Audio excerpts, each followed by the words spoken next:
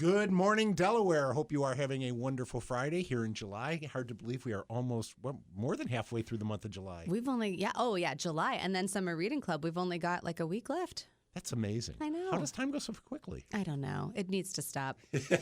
No, it does not need to stop. Well, that would sure. The theological implications alone would be staggering. So anyway. And maybe not today. Maybe in another era, another day. We are here today with Joanie Calem. Good morning, Joanie. Good morning. Joanie is going to be performing at the Delaware County Library, the main library, on Wednesday, July 27th, doing Oceans of Possibilities, Songs and Stories. And we're going to get at least one of those songs in the second half of the show. So we are so happy to have you with us today. Thank you. Happy to be here. And that's Gage Tellis behind the board. Good morning. Happy Friday. And of course, thanks to our friends at the library for being our sponsor. So, Nicole, what have you been reading, listening to, binging on? Well, I just got back from a beach vacation, and when I was on my beach vacation, I did a lot of reading, but I'm saving, I love a good nonfiction book, but I'm saving the nonfiction book that I read for next week because my book club is meeting to talk about it this weekend, and I want to make sure that I have their opinions meshed with my opinions before I give you all of that. So that's coming next week, but while we were at the beach, we visited Ripley's Aquarium, which is in Myrtle Beach at the Broadway at the beach, and both of my daughters met a mermaid while they were at Ripley's Aquarium. And my older daughter, when she was meeting the mermaid, she had a question for the mermaid because the camera wasn't working, so we were stalling for time, and which George and I know nothing about. Never. And she said, I have a question about waves. If no one is in the ocean, how do waves happen? And I was like, that's actually a really good question, because she understands that if you drop water into water, it makes a ripple. But if no one's in the ocean, how do the waves happen? And the mermaid, I was like, oh, man, because this looks like some kid, I was like, she's never going to get this. Well, I misjudged grossly, because the mermaid must have been like an intern studying at Ripley's Aquarium who also was a good double as a mermaid. And she was like, I can give you 3 different answers for that question. And so she said it has to do with air currents, and she went on to talk about that. It has to do with energy, and then she went on to talk about that. And then it has to do with the pull of the moon and the tides. Yeah. That's the one I knew. I thought the moon. Yeah. But then she added air currents and energy flow, and I was like, oh my gosh, this girl knows so much. So all that to say, on our website, if you visit our catalog and you just go to our catalog homepage, you'll find lists that our staff members have made, and Caleb has done it again. He made another amazing list, Oceans of Possibilities, Nonfiction for Adults. And I thought that Wynn's question just flew right perfectly into some of these books that Caleb has put together on this list, one of which being Expedition Deep Ocean. It was published in 2020 by Josh Young. It's the first descent to the bottom of all five of the world's oceans. This is written by It's a chronicle of Victor Vescovo's quest to visit the deepest points in all 5 oceans. Victor Vescovo is still alive today. He's 56 years old, and he's made this journey in his lifetime. He spent 20 years in the U.S. Navy, and then that really was a catalyst to his interest in the depths of the ocean. So Expedition Deep Ocean is a good one. One that Wynn, I think, would like when she grows up is The Ominous Ocean. It is rogue waves, rip currents, and other dangers along the shoreline and in the sea. This one was just published this year by Gary Griggs, and it really talks about the hazards that the ocean is known for, but it uses real-world examples and science to look at the dangers and explains how some just basic awareness and some preventative measures can lessen your risk immediately. Wow. Yeah, so Very I thought good. that would be a good one. I need that book. Yeah, that one was called The Ominous Ocean. Okay. There is another one about the depths of the ocean below the edge of darkness. This is a memoir of exploring light and life in the deep sea, and this is by Edith Widder. She's 71, a 2006 MacArthur Fellow, and she has spent her entire lifetime studying specifically deep sea bioluminescence, which is always fascinating. And the last one is about, this is a little bit of your nonfiction thriller writing by Ian Urbina. It's called The Outlaw Ocean, and it's Journeys Across the Last Untamed Frontier. He's a journalist. He's written for the New York Times and The Atlantic, but he has spent 5 years diving into the shady world of high seas crime. And so it's poaching, it's vigilante conservationists, it's oil dumpsters, traffickers, smugglers, castaways, wreck thieves. It's basically the ocean is too big to police, and it's legally ambiguous. And so it's, the last of the lawless frontiers of our generation. So those are just some recommendations in the ocean world. That sounds like oceans of possibilities. Quite. So, Joanie, I see you brought not one but two books with you. I did. Well, I'm always reading two books. Okay. I got two going right now, too, yeah. I think it does reflect my attention span as well. And when Nicole first reached out to me, I was like, any books? Any books. Yes. We don't judge. Yeah. Well, and funnily enough, I finished one of them. I finished whatever it was I was reading when you first reached out to me. So this is, of course, you on the radio can't see this. Oh. But, I am one of those people that when you play the game of what are three things that no one would know about you and only two of them are true. Uh-huh. So one of those things is that I'm actually Israeli. And nobody knows that because I don't sound that way. Mm-hmm. And so this is, it's translated as When Heroes Fly. And this is all going to connect to Oceans of Possibility. I'm going to bring it back. Sure. Okay. So it actually, I have just picked up the book, but it was a television series, and it was actually the first Israeli television and probably theater in general exploration of PTSD. Okay. Which is, of course, a huge deal in that part of the world for anybody living in that part of the world. And then, ironically, the other book that I'm reading is also about trauma. And I'm going to bring this all back to Oceans of Possibility, believe me, is The Body Keeps the Score, which is amazing. And it's all about healing from trauma, which is where it comes into the whole Oceans of Possibility thing. And the other thing that people don't know about me is another hat that I wear is training teachers in invisible disabilities and adverse childhood experiences and PTSD. So that is why those are of interest to me. And, to me, the whole thing with trauma is there is the possibility of healing. Yeah. And so when I got the summer reading theme, the program at the library has nothing to do with trauma. No, right, yeah. That's good to know. Yes, exactly. But that term, the Oceans of Possibility, to me is all about all those things that we think, we're facing something hard we can't do anything with, and yet we can. And we can ride a different wave. Oh, Very well good. done. Right. Sometimes I get it. That was impressive. Okay, so the Body Keeps the Score is the one. Do you know if When Heroes Fly has been translated into English? Oh, that's a good question. I didn't mean to throw you for a loop. I just was wondering if you knew. Doesn't look like it. Okay. There's always a little bit in English because I think that's part of the international publishing. Yeah, for the copyright and everything. Yeah. But the publishing information is just all in Hebrew. Okay. Interesting. Excellent. Yes. Anyway, it's very good. So when it is translated, I highly recommend it. Thank Great. you.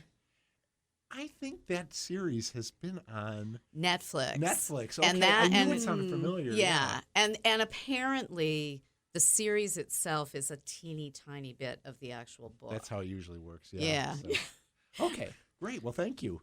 My book is The Cruelest Month by Louise Penny. And this is a tip of the hat to our friend Hannah, because she and my friend Jim McPeak, who's a retired librarian from up in the Cleveland area, both really pushed me to read Louise Penny. Yes. And they were right. Oh, They're good. absolutely right. This is Those the are third Hannah's book. favorite words. Yes. This is the third book in the Chief Inspector Gamache series. It was the Agatha Award winner for Best Mystery of the Year in 2008. Chief Inspector Armand Gamache of the Quebec Sûreté is assigned to his third case in the lovely, artistic, bucolic, but ultimately murderous village of Three Pines, Quebec, on the Canada-U.S. border. This time, Gamache is looking into the death of a psychic during a seance. Ooh. She was apparently scared to death during the seance. This seance was held in the house that's actually become almost like another character in the Three Pines books, and that is the Old Hadley House. Is how everybody always refers to it as the Old Hadley House. And for some reason, they decide to hold the seance in the Hadley house, which was not a good idea. Just take my word for it. It was not a good idea. The psychic's been invited to come to Three Pines via an anonymous mail, but something in it really sparked her interest, and so she decided to come. And the seance was sort of a spur-of-the-moment thing created by one of the people who runs the B&B there. When they think at first it's just a heart attack, that she has literally been scared to death and had a heart attack. Then when they do the autopsy, they find a lethal substance in her body. Oh, no. So Gamache and his stalwart team are assigned to the case. Now, you have to say with Gamache that his team is strange. It's he sort of takes the Abraham Lincoln approach, that kind of what do they call it? The team of rivals approach. So he likes to bring in people who are lost lambs in the Sûreté, and so you get people like who are not. You question their loyalties. You wonder why they're doing it, and why is he putting up with some of this stuff from like this young detective Yvette Nicole. And at the same time, while he's trying to solve this mystery in Three Pines and he's trying to get his team to work together, there's powerful forces in the Sûreté who are trying to ruin him over a case he solved years ago, which happened to create some real problems for the Sûreté. And so how does he figure out how to come through all of this? And since there are 18 books in the series, you have to know that in book 3, they don't kill him. Good. Okay, I mean, that's just, it's like they never did, none of the killers ever just, kind of shot Columbo. So anyway, but Louise Penny is an amazing writer, although it's firmly a genre writer. I mean, she works in the conventions and the mystery, but she weaves language so poetically and creating these mind pictures that rival any writer in any genre. Her descriptions of the village of Three Pines, like its resident poet and misanthrope Ruth Bardo, the bohemian B&B owners Gabriel and Olivier, the artists Peter and Clara, the bookstore owner, and of course the old Hadley house itself, make every scene just come alive with excitement. So some people on Goodreads have sort of dissed this book, claiming either the plot was too flimsy or that the vendetta against Gamache was unbelievable, but I disagree with both of them. We've all seen how bureaucracies can be used to really ruin somebody's life, and I don't think the plot was that far off. I'm really looking forward to continuing the series through the remaining 15 books, but my only hope is that the quality stays up, because I've gotten into too many series where you get to book about 10 and they're just coasting. I have a feeling that's not going to happen with her because she's been so popular for so long, but I've seen it. I'm not going to get into specifics, but some series just peter out and should have stopped after 8 or 10 books. So we'll see what happens with this one. Now, speaking of see what happens, we will be back in just a few moments with Joanie. I'm going to get this wrong. I was trying so hard. Joanie! Right? See, I don't write that clearly. Calem coming back in the second half of the show, so stay tuned. And welcome back to Off the Shelf. We are here with Joanie Calem, who will be doing the presentation Oceans of Possibilities, Songs and Stories at the Delaware Community Room on Wednesday, July 27th at 6:30. And so tell us a little bit about what the program's going to entail now that we know that it is not going to be about trauma. So sorry. Don't apologize. No, you don't have to apologize. If you were going to do trauma, then you'd have to apologize. That I saved for my teacher training and professional development workshops. Well, Oceans of Possibilities. So we've got lots of songs and stories about oceans. Does anybody here speak French? No. Okay. All right. Well, 9. There. Correct. You don't. So there is a genre in folk tales called pourquoi tales. Okay. Which are stories that answer the question why. So we will be answering certain questions like, why don't elephants like the ocean? And why don't whales like the beach? We're also going to be answering the question of, why do rabbits have short tails? Oh. And we might get to, time dependent, why is the ocean salty? Good to know. Yeah, very important. I do need to, we were discussing science and nonfiction before. I do need to let everybody know that generally the answers provided by pourquoi tales would not pass muster in modern day laboratories. Scientifically accurate. No. All right. At least not provable. So we'll be doing a lot of those stories, a lot of songs and interactive. I like to do songs which require community participation. Now that we've been warned about that, and you are holding your guitar, I am. would you like to give us a sample of one of those I would. songs? So this theme of oceans of possibility, right? That anything's possible. Well, that goes, two ways. So are you all Ohio born and bred? I am. I'm not, actually. I grew up in Buffalo, New York. Oh, well, then this applies to Buffalo, New York as well. So the Cuyahoga River was infamous for spontaneously bursting on fire. Yes. We had the Buffalo River, which did the same thing, but Right. didn't get as much press. Yeah. Right. Well, but the Hudson River in New York got the press that the Buffalo River didn't Yes. get. So this was a thing in the 70s. So, I'm a folk musician. I spent time learning Pete Seeger songs. Oh, sure, yes. And Pete Seeger started, for any of our listeners who don't know who Pete Seeger was, just look him up. He was a very famous folk musician. And he started a project called the Clearwater Project, which they built a ship and they sailed up and down the Hudson River, encouraging people to clean up the water and to stop polluting it. And they did manage to bring the Hudson River back. And the Cuyahoga River also does not spontaneously burst into fire anymore. Wonderful. So there is always possibility when things are bad of turning things around. And this is one of those songs, okay? And it's an echo song. Okay. But, it's also an no, I shouldn't say it like that. It's a riddle, okay? Okay. So you got to echo me at the beginning and then do the opposite of what I'm singing after that. So I'll do the first one as an example. We'll get it. You will. You absolutely will. Goes like this. No, go like that.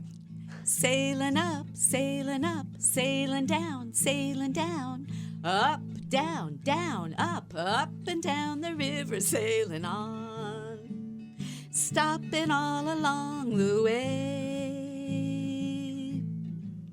Well, the river's dirty now, but she's getting cleaner every day. Got it? I think so. Okay. So we'll do a different one besides sailing up, sailing down. Let's say sailing near, sailing far. Okay. All right. All right. Ready? Sailing near, Sailing near. sailing far, Sailing near. No, he had it. We'll start again. So the beginning you echo. A beginning is and then echo. you do the opposite. okay. All right. We were just getting you ready for the children. Exactly. Well, absolutely. I actually make it easier for the children. Oh, I'm doing the grown-up version. Anyway, here we go. Sailing near, Sailing near. sailing far, Sailing far. near, Far. far, Near. up and down the river, sailing on, stopping all along the way. Well, the river's dirty now, but she's getting cleaner every day.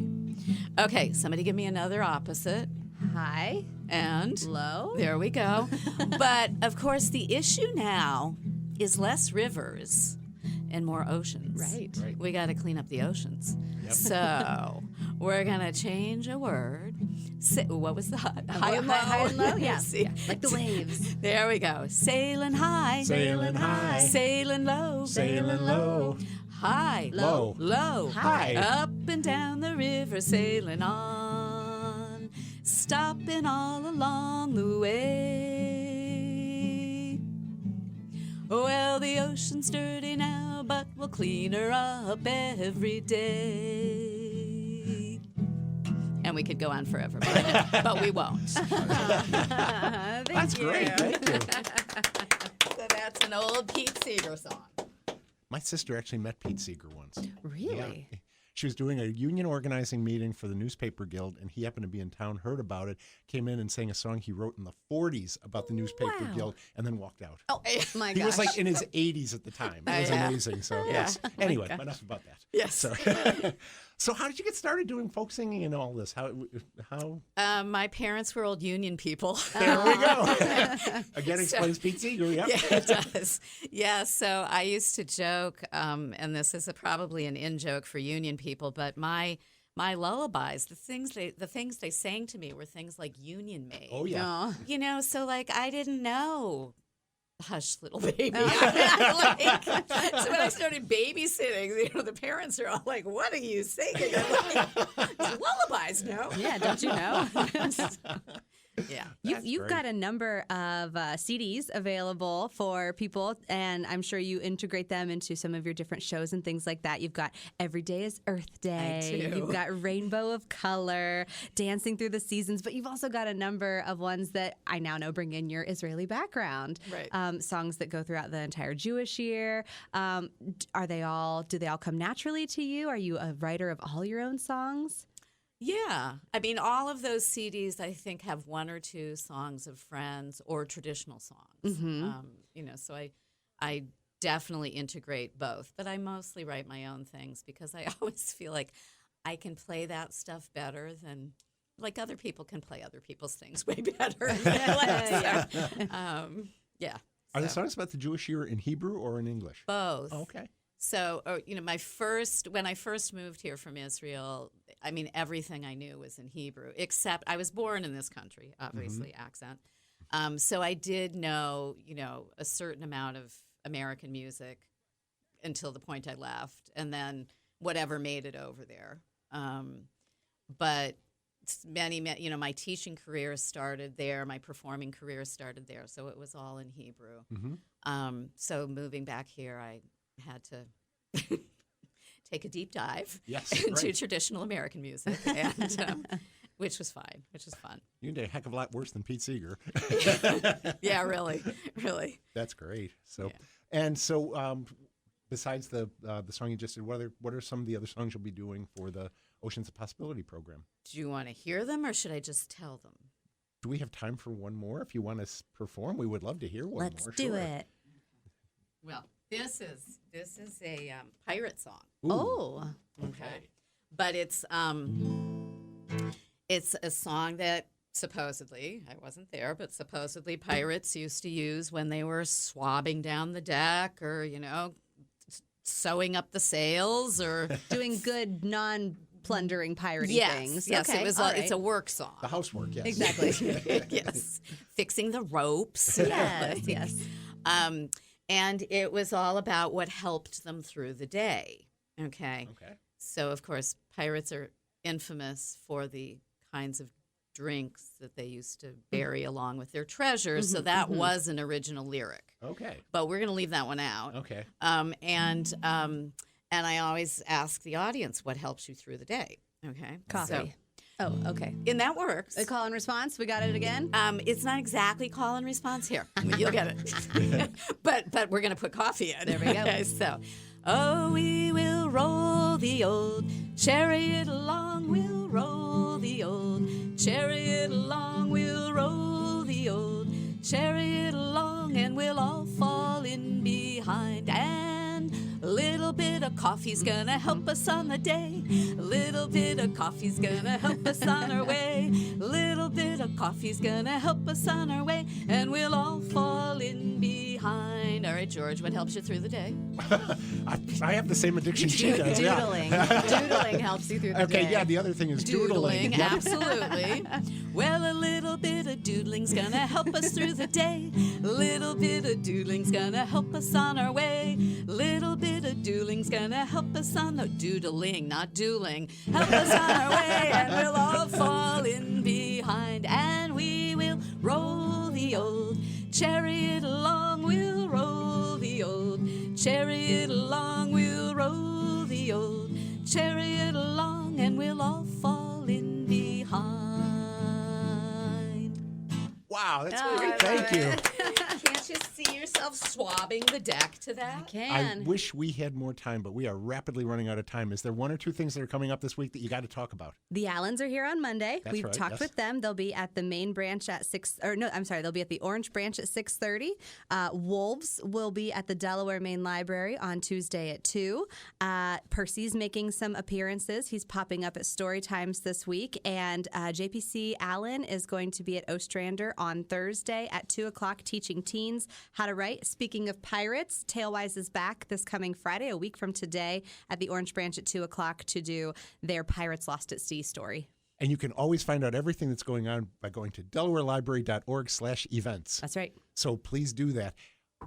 Thank you so much, Joanie. That was so much fun. Joanie Calem is going to be coming up on July 27th at the Delaware Library.